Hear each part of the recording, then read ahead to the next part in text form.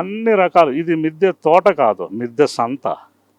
సంతలో ఎన్నైతే మీరు కూరగాయలు చూస్తారో ఇవన్నీ మీరు మీ కళ్ళతో చూస్తే ఇది సైకలాజికల్గా కూడా చాలా ఆనందకరమైనటువంటి విషయం.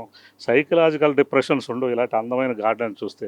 చిన్నపిల్లలకి ఇంకోటి, చిన్న పిల్లోడు ఉన్నాడు, మీరు కోట్ల రూపాయలు పెట్టి చదివించినా రాని జ్ఞానము ఇక్కడ వస్తుంది. ఏ చిన్న విత్తనం పెడితే ఏ మొక్క వస్తుంది, అది ఏ పువ్వు పూస్తుంది, ఏ కాయ కాస్తుంది అనే జ్ఞానం ఇక్కడ కలుగుతుంది. పరిపూర్ణమైనటువంటి జ్ఞానం కలుగుతుంది.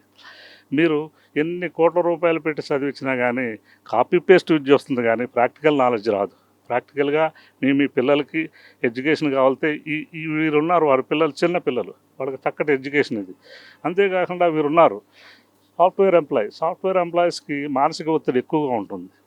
మీరు వెళ్ళి ఆ సైకాట్రిస్ట్ లక్షలు పెట్టుకునే బదులు ఒక క్షణం పైకి వచ్చి ఆ పువ్వు చూసో, ఆ కాయ చూసో, ఆ యొక్క మొక్కలను చూసి ఆకులను చూస్తే మీలో ఉన్న ఏదైతే స్ట్రెస్ లెవెల్స్ ఉన్నాయో 1 ఫ్రాక్షన్ ఆఫ్ సెకండ్లో డిలీట్ అయిపోతాయి.